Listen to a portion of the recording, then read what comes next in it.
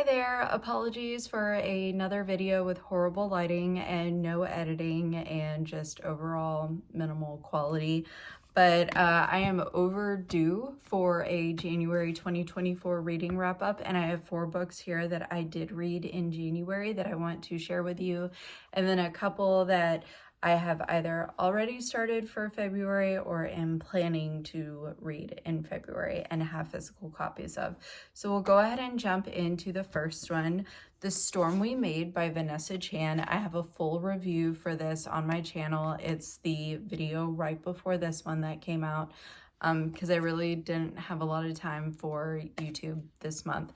I really didn't even read that much. I ended up hitting a teeny tiny mini slump in the middle of the month.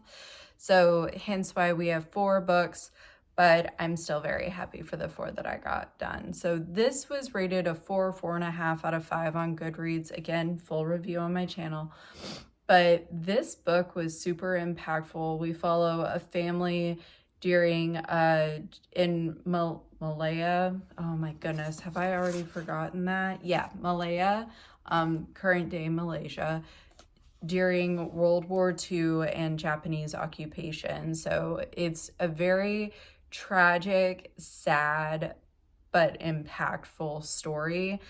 This is the author's debut novel, and you can kind of tell that there were some things writing wise that I didn't absolutely love, but overall the story was just so good, so heart-wrenching. I didn't quite cry at the end, but good Lord, I wanted to. Like, it was a lot. So, but this was an amazing read. I won't talk about it too much since I did do a full review.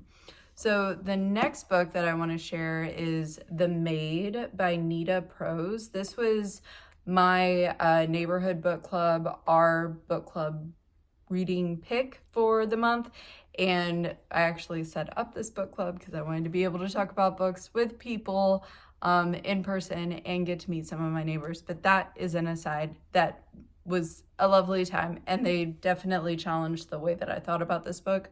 It was solidly okay. I had a better time with it than I thought that I would because I saw some mixed reviews on this one. It did get Goodreads Choice Award, I want to say for Mystery Thriller the year that it came out, 2022, and then the sequel came out last year.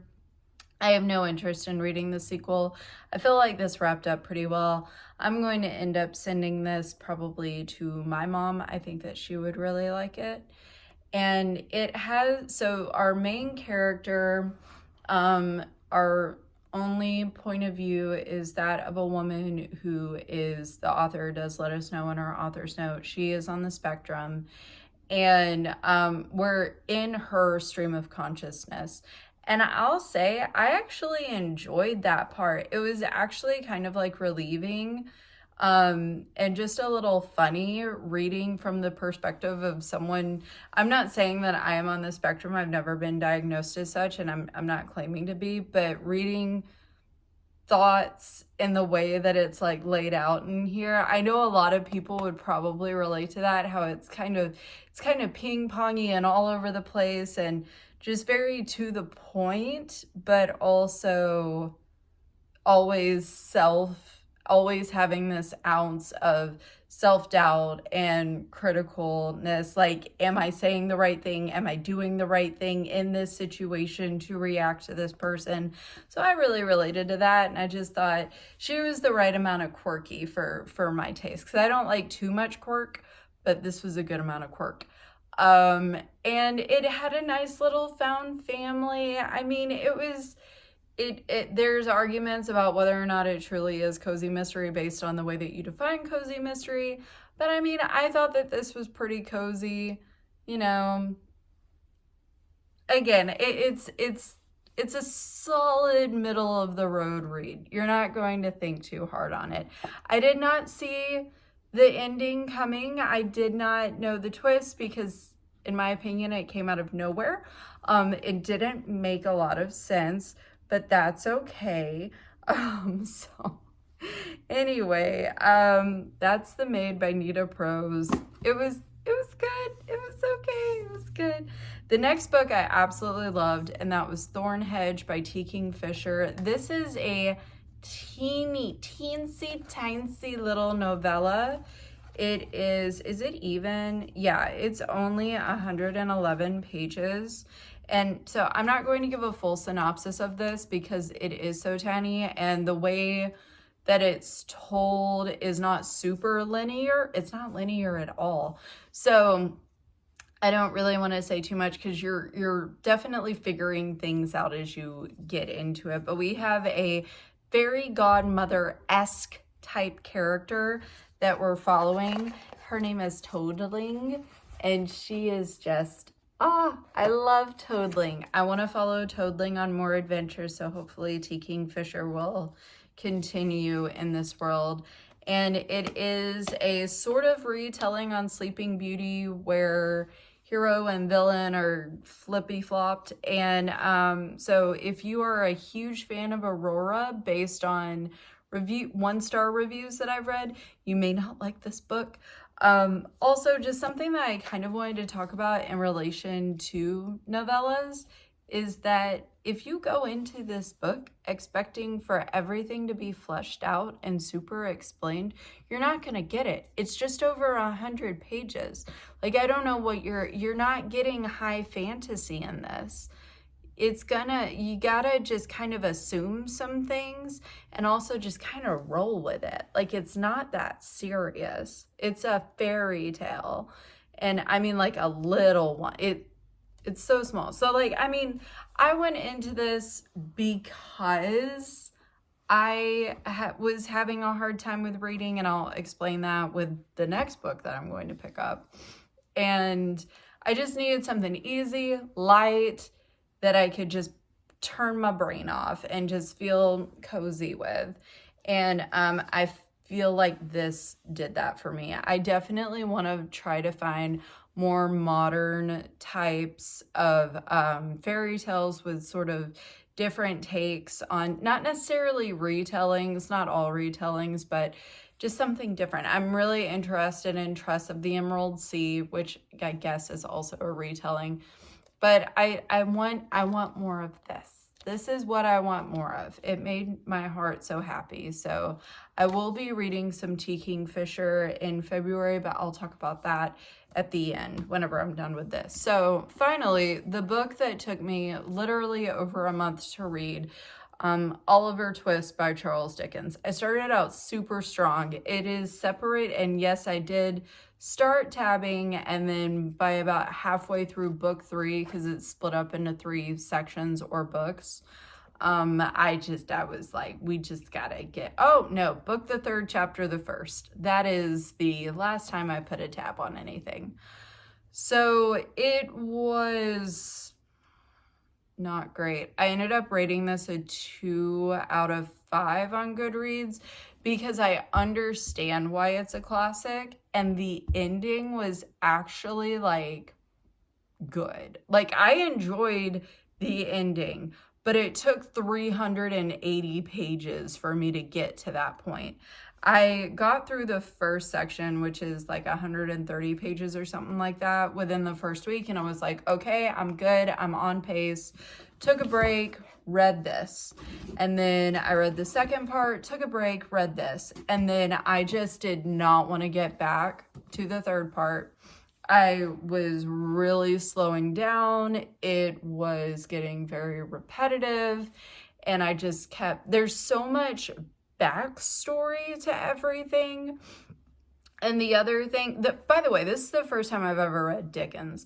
I've been in classes before because I'm an English major at a bachelor level. I was in a grad program that I ended up dropping out of, and for English. And I would hear people say things like, that's so Dickensian. And I'm like, I don't know what that means because I'd never had to read Dickens growing up or in college.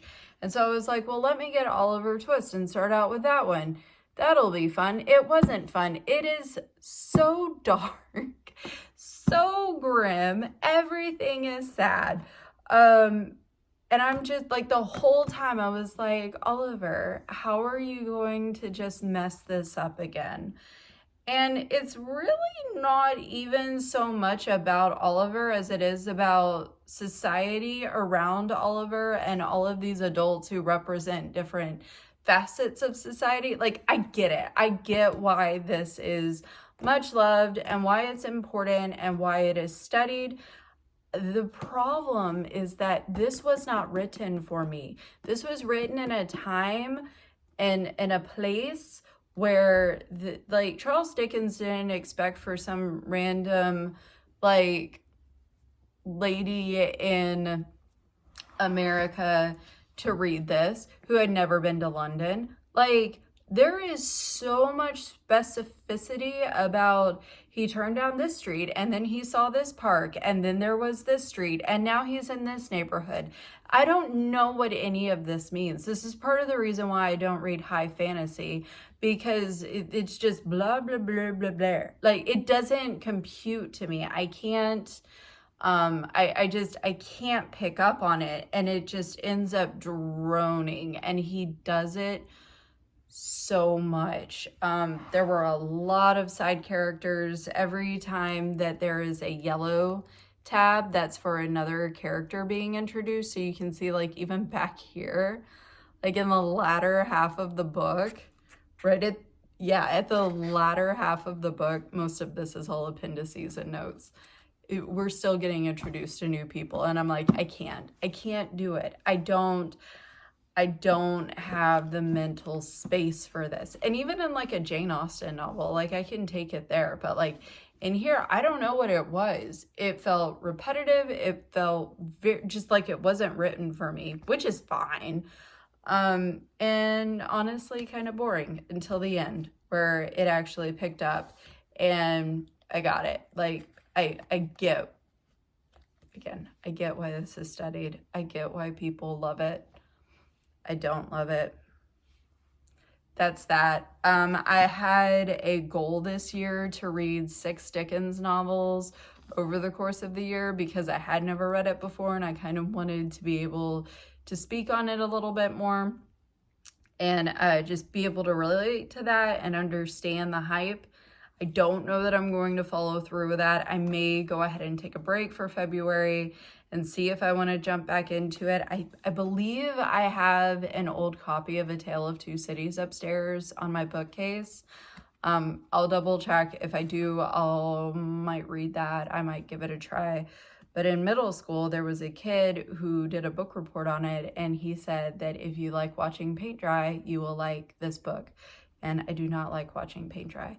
So we'll see. Maybe I'll force myself to read that one as well. So let's get into what I'm reading now. That's it. This is January. I still think this is a good collection. We got historical fiction, mystery, murder mystery. We've got a little fantasy novella, and we've got some classic. So that's a good mix, actually. I'm not mad about that. So for February, let's start with a book that I did start, I think, on the last day of January because I was having trouble with this. It like literally I finished it on February 1st. But The City We Became by N.K. Jemisin. So this was a book that was gifted to me by my mother-in-law, and it's so good so far. I'm not a huge sci-fi reader, and I did have to like force my brain to be like, oh, no, we're in a different dimension, like literally, not figuratively. And so it took a minute to transition from like literary fiction to sci-fi and just realize that, oh, all of these things are actually happening. You need to let your brain picture it. So I am 139 pages into this so far, and it's basically about the city of New York. Again, like, this is so funny comparing this to Oliver Twist because it's also very much so focused on the city that it's in. And the city, it literally in this book is alive. And the boroughs, the 5 boroughs, are actually personified and end up almost inhabiting the bodies of these 5 New Yorkers. One is like not really a New Yorker, but like the day that he shows up, he becomes Manhattan, basically. That's in the first chapter. It's not a spoiler. So, and they have to get together and fight to keep the city alive, keep it sentient. There is something else, some other entity that is trying to destroy New York City. Because apparently, once a city grows to a certain amount, becomes like its own, like really, really thorough culture, it does become sentient in some realm, universe, dimension, what have you. And these 5 individuals end up being able to see the sentience and the entity that is attacking it, and it is their job to protect the city. At least that's what I have so far at this point in the book. That's what I've got. It's a little bit on the nose with things, but I'm okay with that because I'm not a huge sci-fi reader, so I do need things to be a little bit more spelled out for me. Hopefully it won't be too repetitive. We've been introduced to the 5 different boroughs. No, we're still waiting on one. So there's a lot being laid out, and I know that there was a sequel after this one. I'll keep holding it up for a bit. There was a sequel after this one that I will most likely read because we're 139 pages into this and we haven't really started the action. Like, it started out with some action, like our very initiating incident is pretty, it's moving for sure. But I do not see this first book having a satisfying ending just because of how far into it I am now and how much more is left to go just based on the plot as I know it now. But I'm having a great time with it, and I am looking forward to reading the sequel whenever I get done with this, if for nothing else, just to know what happens. So I am going to speed through the next couple of books because the sun is quickly setting and I am growing more and more gray. So the book club book that we chose for this month is The 7 Husbands of Evelyn Hugo by Taylor Jenkins Reid, another author that I have never read from. And all I know is that it's about some wealthy lady who gets some other lady to write her biography. And she had 7 husbands. That's all that I know about it. So, but a lot of people really, really like it. It's not too terribly long, like 300 something pages. Yeah, almost 400. I got this from the library. And it's gonna be a good time. Before I get to the other library books, another T. Kingfisher book that I plan on reading this month is What Moves the Dead, because coming out this month in February, I believe, is Feasts of the oh my gosh, what is it? Does she have it back here? Does she tease it? No. She has another book coming out this month, and it's the sequel to this one. So I want to basically like read both consecutively, like read this one and then immediately go get the next one.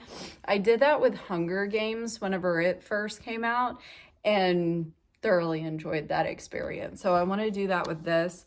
And again, she has those lovely, okay, this is actually kind of creepy, but she has these great illustrations in them. And just how wonderful would it be to have all of these like up next to each other, all of my little T. Kingfishers. I have A House with Good Bones upstairs. That was the first book from her that I read this last year. So I also picked up 2 nonfiction. I'll just say these real quick. The Devil in the White City by Eric Larson, about H.H. Holmes and his murder house. I've seen a lot of biographies on the guy, but I've never read anything on him. And also, I've always wanted to read Eric Larson, but I never have. So I feel like this is the perfect introductory to like his nonfiction. I don't know if he writes fiction. And then Every Penguin in the World. It's just like this glossy photo book about penguins. And again, I need like more soft reads, especially like compared to this one about America, possibly America's first serial killer, and then every penguin in the world. It's called balance. I'm a Libra. Anyway, I hope that you are having a wonderful 2024, that you enjoy our extra day of February in this leap year, and that you have a great reading year, time, whatever, everything. I hope it's great. Let me know what you're reading in the comments down below. Let me know if you've read any of these, what your thoughts are about them, based on my kind of what I'm wanting more of. Give me some recommendations, please. I would love to hear what you suggest. And I'm about to upload this, hopefully get everything done and get some more food in before tiny baby wakes up. This is a miracle. She hasn't said anything. And yeah, I'm really surprised because she has been popping out her pacifier and then getting it stuck like next to her eye and just stabbing herself in the eye with the pacifier. But that's neither here nor there. So I hope you have a good one and happy reading. Bye.